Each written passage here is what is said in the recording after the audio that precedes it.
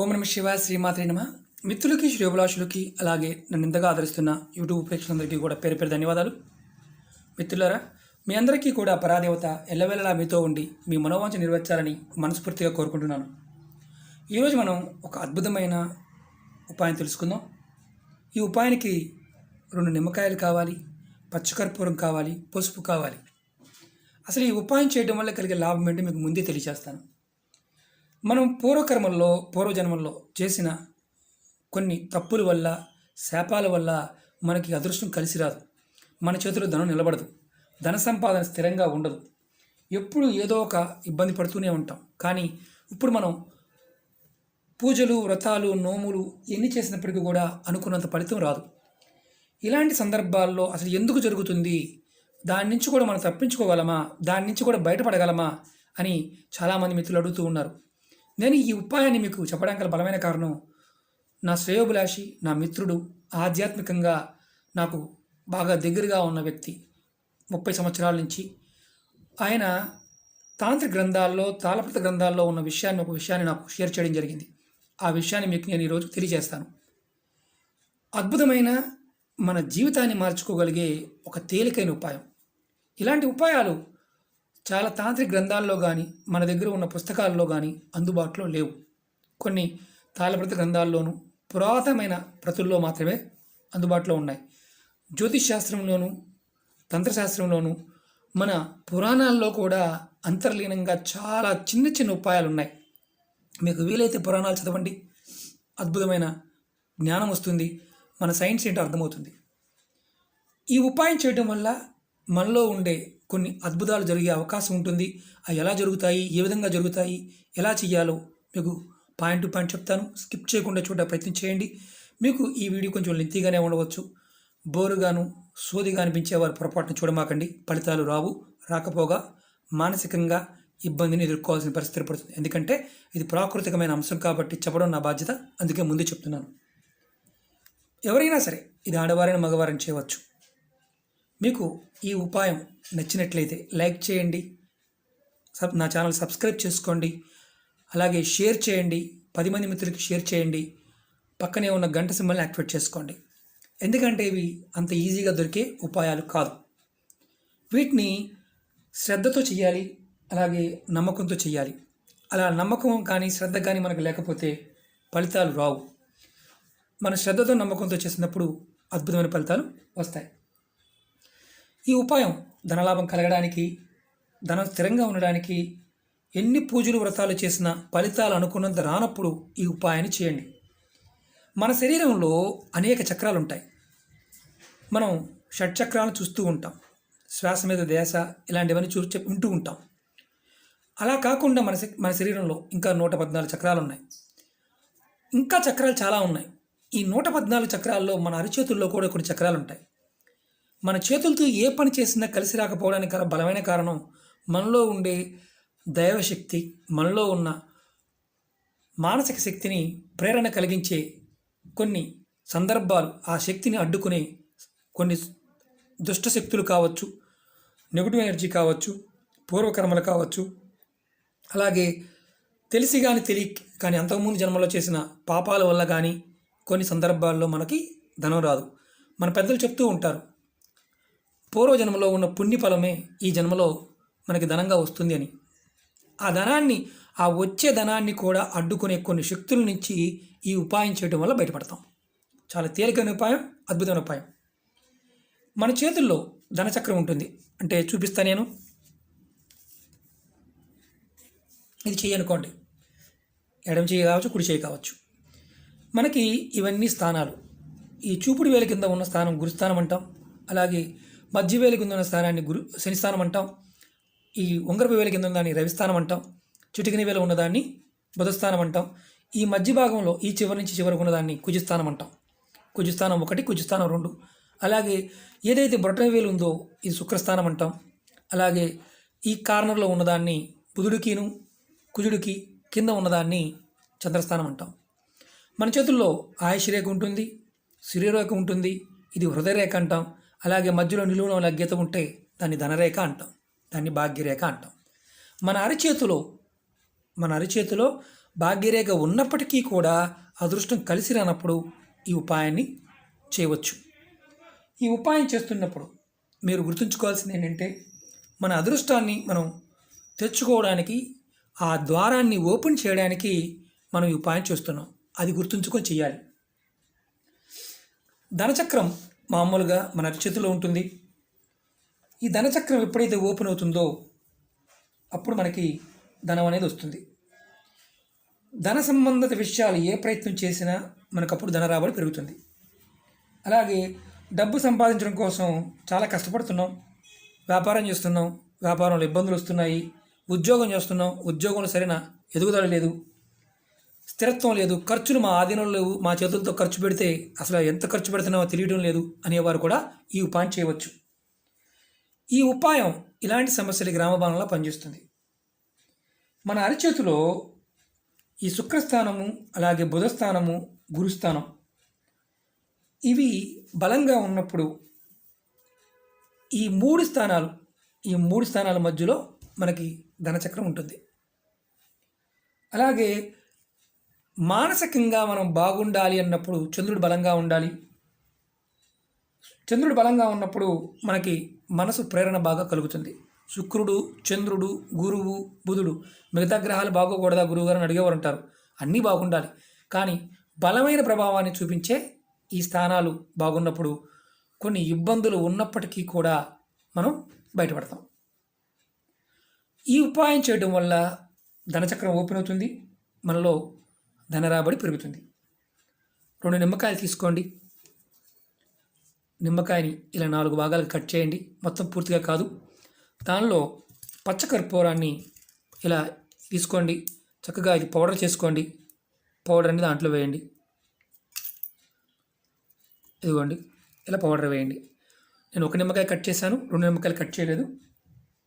4 భాగాలు కట్ చేయండి 2 నిమ్మకాయలు కూడా. తర్వాత ఈ పూర్తిగా కట్ చేయదు, ఇలా 4 భాగాలు చేయండి అంతే. చూడండి, తర్వాత ఈ ఏదైతే నిమ్మకాయలు కట్ చేశారో ఈ నిమ్మకాయల మధ్యలో పచ్చకర్పూరం వేసిన తర్వాత మీరు మీ 2 చేతుల్లో ఈ నిమ్మకాయ పట్టుకోవాలి. ఎలా పట్టుకోవాలి చెప్తాను. ముందు ఇందులో నింపండి. ఇది నింపిన తర్వాత, పచ్చకర్పూరం నింపిన తర్వాత ఎలా పట్టుకోవాలి చెప్తాను. ఈ నిమ్మకాయని ఇలా పెట్టేసి మీ అరిచేతిలో, ఈ చేతిలో ఒకటి, ఎడమ చేతిలో ఒకటి, కుడి చేతిలో ఒకటి, మీ అరిచేయి టచ్ అయ్యే విధంగా ఇలా పెట్టి పట్టుకోండి. ఈ 2 గుప్పిళ్ళు ముయ్యండి. ఇది ఎప్పుడు చేయాలి అంటే ప్రతి అమావాస్యకి, ప్రతి పౌర్ణమికి ఈ ఉపాయాన్ని చేయాలి. అంటే 15 రోజులకు ఒకసారి ఉపాయం చేయాలి. ఆడవారైనా మగవారైనా ఇందుట్లో ఎటువంటి ఆహార నియమావళి లేవు. అలాగే నెలసరి టైంలో కూడా ఈ ఉపాయాన్ని చేయవచ్చు, ఎటువంటి ఇబ్బంది లేదు. అలాగే మైలు కూడా ఏమీ లేదు. ఇలా మీరు ఈ 2 నిమ్మకాయల్ని 10 నిమిషాలు పట్టుకోండి. 2 నిమ్మకాయలు కట్ చేసాము, దాంట్లో పచ్చకర్పూరం నింపాము. నింపిన నిమ్మకాయని ఇలా కట్ చేసిన భాగాన్ని అరిచేతిలో పెట్టాము, ఇలా పట్టుకున్నాం. పెట్టుకొని 10 నిమిషాలనే మీరు ఇలా పట్టుకోండి. పట్టుకొని మీ మనసులో తెలిసి కానీ తెలియక కానీ పూర్వకర్మలో ఏదైనా తప్పు చేసి ఉంటే క్షమించమని కోరుకోండి. ఇలా మీరు చేస్తూ ఉంటే మీ అరిచేతిలో ఉన్న ధనచక్రాలు ఓపెన్ అవుతాయి. మీకు నిమ్మకాయకున్న శక్తి మనం దేనికి వాడుతుంటాం? తంత్రమంత్రాలకు వాడుతూ ఉంటాం, అమ్మవారికి వాడుతూ ఉంటాం, రాహుకాల దీపం వెలిగిస్తూ ఉంటాం. మన చేతిలో ఉన్న శక్తిని, ఏదైతే నకారాత్మక శక్తి ఉందో, నెగటివ్ ఫోర్స్ ఉందో, దాన్ని నిమ్మకాయ లాక్కుంటుంది. పచ్చకర్పూరం మనం దేనికి వాడుతూ ఉంటాం? పూజలకు వాడుతూ ఉంటాం, ఆహార పదార్థాలకు వాడుతూ ఉంటాం, ఆరోగ్యం కోసం వాడుతూ ఉంటాం, అమ్మవారి పూజకు వాడుతూ ఉంటాం. సాక్షాత్తు శక్తి శుక్రబలము, అలాగే అమ్మవారి బలము మన చేతుల్లో ఉన్న ఎన్నో జన్మల నుంచి ఓపిని కానీ, అంటే ఎన్నో జన్మల నుంచి మన అదృష్టం మనకు కలిసి రావట్లేదు అనుకోండి, అంటే మీరు ఇది చేయటం వల్ల కలిగే లాభం చెప్తున్నాను. మీలో ఇలా పట్టుకోవడం వల్ల ఒక పాజిటివ్ శక్తి వస్తుంది. మీలో ఉన్న నెగటివ్ని ఈ నిమ్మకాయ లాక్కుంటుంది. మీకు ఈ పట్టుకోగా తెలుస్తుంది, మీకు ఏదో మీలో ప్రవేశిస్తుంది అన్న భావం కూడా మీకు తెలుస్తుంది. మీకు ఏదైతే మనం మూసుకుని ఉన్న అరిచేతుల్లో మూసుకుని ఉన్న ధనచక్రాలు ఓపెన్ అవుతాయి. మీకు తెలియకుండానే మీలో అద్భుతాలు జరుగుతాయి. మీకు ఈ విధంగా చేయటం వల్ల కొన్ని సంవత్సరాలు, కొన్ని వందల సంవత్సరాల నుంచి మూసుకుపోయి ఉన్న ధన చక్రాలు కూడా ఓపెన్ అవుతాయి. ఈ ఓపెన్ అవ్వడం వల్ల మీకు ధనం అనేది వస్తుంది. చేసే పనుల్లో మీకు అద్భుతంగా మీరు ముందుకు వెళ్ళగలుగుతారు. మీరు ఎప్పుడైతే ఈ చక్రాలు ఓపెన్ అవుతాయో మీకు వాక్కు కూడా పెరుగుతుంది. మీలో ఉండే ఆత్మశక్తి బాగా ఉత్తేజం పొందుతుంది. ఇది చేసిన తర్వాత మీకు మార్పును మీరు చూడగలుగుతారు. ఈ ఉపాయాన్ని అమావాస్య, పౌర్ణమి చేయాలి. సమయం కూడా ఉదయం 6 నుంచి మధ్యాహ్నం 12 లోపు మాత్రమే చేయాలి. ఆ తర్వాత చేసిన ఎటువంటి ఫలితం రాదు. ఇలా 15 రోజులకు ఒకసారి, 15 రోజులకు ఒకసారి ఇలా 6 నెలలు చేయాలి. అంటే అమావాస్యకి పౌర్ణమి 6 అమావాస్యలు, 6 పౌర్ణమి చేయాలి. మధ్యలో గ్యాప్ వచ్చింది గురువు గారు అంటే దానికి మీరు గ్యాప్ రాకుండా చూసుకోండి. ఎందుకంటే ఇది కంటిన్యూ చేయడం వల్ల చాలా బాగుంటుంది. ఇంకా ఎక్కువ రోజులు కూడా చేయవచ్చు, ఇబ్బంది ఏం లేదు. తర్వాత మీరు ప్రతి అమావాస్యకి, ప్రతి పౌర్ణమి కూడా చేయవచ్చు. కానీ బాగా ఫలితాలు మనం చూడాలనుకున్నప్పుడు ఒక మినిమం 6 నెలలైనా చేయాలి. ఇలా మనం చేయడం వల్ల కలిగే లాభాలు మనం తెలుసుకున్నాం. అదృష్టం కలిసి వస్తే తెలుసుకున్నాం. ఏ శక్తి ఉందో తెలుసుకున్నాం. ఇది మొదలుపెట్టిన తర్వాత మార్పు అనేది మనకు కనిపిస్తూ ఉండాలి. కనిపించలేదనుకోండి, అప్పుడు మనం ఏం చేయాలో కూడా చెప్తాను. మీరు 6 నెలలు చేశారు, ఎటువంటి మార్పు కనిపించలేదు. అప్పుడు మీరు గుర్తుంచుకోండి, మళ్ళీ అమావాస్యకి మళ్ళీ పౌర్ణమి చేసేటప్పుడు మీరు ఇలా పసుపు తీసుకొని మీ చేతుల్ని ఈ పసుపు నీళ్ళలో వేసి చేతులను కొంచెం కడుక్కొని ఆ తుడుచుకున్న తర్వాత ఈ నిమ్మకాయలని మీరు మళ్ళీ చేయండి. ఒకవేళ లేకపోతే పసుపుతో ఎటువంటి పని లేదు. మీరు ఈ అద్భుతమైన ఉపాయం చేస్తున్నప్పుడు మీలో 1000 రెట్లు శక్తి వచ్చినట్టు అనిపిస్తుంది. మీకు బలం పెరుగుతుంది, ధన రాబడి వస్తుంది, ధనం కూడా మీరు చూడగలుగుతారు. రెండోది, ఈ నిమ్మకాయ పని అయిపోయింది, చేసాము, ఏం చేయాలి? ఈ నిమ్మకాయని తీసుకువెళ్ళి ఈ చెట్టు మొదల్లో కానీ లేదా పారే నీళ్ళలో వేయాలి. పొరపాటున డస్ట్బిన్లో కానీ లేకపోతే మీరు రోడ్డు మీద కానీ పారేయవద్దు. చేస్తే మీకు ఎటువంటి ఫలితము రాదు. చెట్టు మొదల్లో కానీ పారే నీళ్ళలో వేయాలి. అలాగే డస్ట్బిన్లో కానీ లేకపోతే రోడ్డు మీద కానీ పారేయవద్దు. ఇంకొకటి చాలా ఇంపార్టెంట్ ఏంటంటే, ఈ ఉపాయం చేస్తున్నప్పుడు ఎవరితో మాట్లాడవద్దు. అలాగే ఈ ఉపాయం అయిపోయిన తర్వాత చేతులు కాళ్ళు కడుక్కోండి. వీలైతే స్నానం కూడా చేయండి. మరి ఉద్యోగస్తులు, వ్యాపారస్తులు ఇలాంటి వారికి వీలు కాదు, మేము బయటికి వెళ్తామండి అనేవారు ఎవరైనా సరే, మీరు పొద్దున్నే లేచిన తర్వాత స్నానం చేసిన తర్వాత ఈ ఉపాయం చేసి మీరు బయటికి వెళ్ళండి. ఖచ్చితంగా మీకు అద్భుతమైన ఫలితాలు వస్తాయి. ముందు రోజుల్లో కూడా మీకు హస్త సాముద్రికం గురించి, అంగ సాముద్రికం గురించి, వీటి గురించి కూడా నేను మీకు వీడియోలు చేస్తాను. మీరు నన్ను ఇంతగా ఆదరిస్తున్నందుకు మీ అందరికీ కూడా పేరు పేరున ధన్యవాదాలు తెలియజేసుకుంటున్నాను. నాకు ఇలాంటి విషయాల్లో సహాయం చేస్తున్న మిత్రులు, శ్రేయోభిలాషులు, గురువులు, సిద్ధులు అందరికీ కూడా పేరు పేరున నేను ధన్యవాదాలు తెలియజేస్తున్నాను. ఆ పరాదేవత మీ అందరి పట్ల, మీ అందరిలో ఉండి మిమ్మల్ని ముందుకి మరిన్ని రోజుల్లో మన సమాజానికి మరింత ఉపయోగకరమైన, అధునాతనమైన ఏదైతే ఈ శాస్త్రం ఉందో, అంటే అర్థం కాదు మనకి, చాలా సనాతనమైనది, మనకు అర్థం కానిది మనం కొత్త టెక్నాలజీ అనుకుంటాం. ఇలాంటి అద్భుతమైన శాస్త్రాన్ని మనందరికీ అందిస్తున్న గురువులందరికీ కూడా నేను పాదాభివందనం చేస్తున్నాను. ఎందుకంటే ఇలాంటి విషయాలు అంత తొందరగా మనకు తెలియవు. వారు చెప్పబట్టి, వారు నన్ను ప్రోత్సహించబట్టి నేను ఇవన్నీ మీకు ముందు ఇంకా ఇవ్వడానికి ప్రయత్నం చేస్తాను. మిత్రులారా, మీకు ఈ వీడియో నచ్చినట్లయితే లైక్ చేయండి, నా ఛానల్ సబ్స్క్రైబ్ చేసుకోండి, గంట సింబల్ని యాక్టివేట్ చేసుకోండి, 10 మంది మిత్రులకి షేర్ చేయండి. అలాగే మీ అందరికీ ఒక విషయాన్ని విన్నవిస్తాను. మన సనాతన ధర్మంలో మనం ఏదైతే ఆహారాన్ని వాడుతున్నామో, పదార్థాలు వాడుతున్నామో, వాటి ఉన్న శక్తి సామర్థ్యాలు మన ఋషులు, మన పెద్దలు, మన పూర్వీకులు ఎన్నో అద్భుతమైన విషయాలు చెప్పారు. కానీ మనం మతం అనే రంగు పూనుకొని చాలామంది వీటిని తప్పుగా ప్రొజెక్ట్ చేయడానికి ట్రై చేస్తూ ఉన్నారు. అది అర్థమవుతుంది. ఇది మతం కాదు, ధర్మం. మనందరం కూడా ఒక సనాతనమైన జీవన విధానంలో ఉన్నాం. మీకు చిన్న ఉదాహరణ చెప్తాను, సందర్భం వచ్చింది కాబట్టి. పసుపుని మనం ఆహారంగా వాడుతూ ఉంటాం. చాలామందికి తెలియదు. మనం కాళ్ళకి రాసుకున్న, ఒంటికి రాసుకున్న, మన స్నానం చేసిన, ఆహారంలో తీసుకున్న ఎన్నో కొన్ని వందల రకాల రుగ్మతలకి ముందుగా పనిచేస్తుంది. బొట్టు పెట్టుకుంటే కొంతమందికి నామోషిగా ఫీల్ అయ్యే వాళ్ళు ఉన్నారు. చాలామందికి తెలియదు. బొట్టు ఎలా తయారు చేస్తారో, పసుపుతో తయారు చేస్తారు. నిమ్మకాయ రసం పిండుతారు, తినే సోడా వేసి కలర్ రావడానికి దాన్ని ఎర్రగా రావడం చేస్తారు. ఎరుపు ఆకర్షణ శక్తి కలిగినది.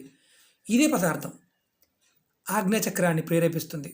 ఎన్నో రకాల బొట్లు ఉన్నాయి, కానీ బొట్టు పెట్టుకోవడం కూడా తప్పుగా భావించేవారు కొంతమంది ఉన్నారు. చాలామంది తెలియని ఏంటంటే మన సనాతన ధర్మంలో ఉన్న అద్భుతమైన మన వంటింట్లో ఉన్న పదార్థాల్లో ఉన్న శక్తిని మన ఋషులు మనకు చెప్పారు. కాలక్రమేణా మనం వాటిని దూరం చేయటం వల్ల మనం మందులుగా కూడా చివరికి ట్యాబ్లెట్లో కూడా పసుపుని వేసుకుని తీసుకునే పరిస్థితిలోకి వచ్చాం. కాబట్టి గుర్తుంచుకోండి, మన ధర్మం చాలా అద్భుతమైంది, చాలా అద్భుతమైన శక్తి కలిగింది. దీన్ని స్వధర్మాన్ని వదిలేసి మనం పరధర్మంలో వెళ్తే మనం లాభం కంటే నష్టాన్ని పొందుతాం. అది గమనించండి. మనం వాడుతున్నది నిజమా కాదా అనేది మన శాస్త్రాల్లో ఉన్నాయి. మీరు పురాణాలు చదవండి. సైన్స్ని మన కథల రూపంలో చాలా అద్భుతంగా చదవడం జరిగింది. ఎన్నో గ్రంథాలు ఉన్నాయి, చదివితే కదా తెలిసేది. చాలామంది నెగిటివ్గా భావించి దీన్ని తప్పుగా అనుకునేవారు చాలామంది ఉన్నారు. పదార్థంలో ఉన్న శక్తి మనలో ఉన్న శక్తి ఏకమైనప్పుడు అద్భుతాలు జరుగుతాయి. సనాతన ధర్మం అలాంటిదే. మన ధర్మం ఎప్పుడూ కూడా పరధర్మాన్ని లేకపోతే వేరే వాళ్ళని ఎప్పుడు చిన్నచూపు చూడదు. ఎవరిని అన్ని ధర్మాలని గౌరవించమని చెప్తుంది. కాబట్టి స్వధర్మం అనేది చాలా మంచిది, దాన్ని తప్పుగా తీసుకోవద్దు. చాలామంది అడుగుతున్నారు, మేము మతాలు మార్చుకున్నామండి, మేము చేయవచ్చా చేయకూడదని అడుగుతూ ఉన్నారు. మీరు ఈ ఉపాయాన్ని ఈ విధానాన్ని చేయగలిగితే చేయండి. అది మీ అభిప్రాయం, మీ మనసు మీద ప్రభావం చూపించే విషయం కాబట్టి. అంతేగాని నేను ఈ మతం అండి, నేను ఆ మతం అండి అని మాత్రం నా దగ్గర కామెంట్ చేయమాకండి. ఎందుకంటే మీరందరూ కూడా ఈ దేశంలో ఉన్నవారు, భారతదేశంలో ఉన్నవారు అందరూ కూడా సనాతన ధర్మంలో ఉన్న వ్యక్తులే నేను భావిస్తాను. నేను మతంగా ఏ మతాన్ని కానీ ఎవరిని కానీ కించపరచడం కానీ ఇలాంటి విషయాన్ని నేను అంగీకరించను. ఎవరు చేసేది వారు చేయాలి. భగవంతుడు అన్నింటిలోనూ ఉన్నాడు. మీరు ఏ రూపంలో కొలిసినా ఏ విధంగా కొలిసినా భగవంతుడు అనేవాడు పలుకుతాడు. అందులో మగవాడం లేదు. ఆయనకి భేదాభిప్రాయాలు ఏమీ ఉండవు. కానీ ఆయుర్వేదంలో ఉన్న ఈ తాత్విక జ్ఞానం, ఈ తంత్రజ్ఞానం అనేది మన ఋషులు చెప్పారు కాబట్టి మనం ఆచరించడం వల్ల ఫలితాలు పొందుతాం. అంతేగాని మతాన్ని మాత్రం ఆపాదించమాకండి, మతంగా చూడమాకండి. ఓకే మిత్రులారా, ఓం నమః శివాయ, శ్రీమాత్రే నమః.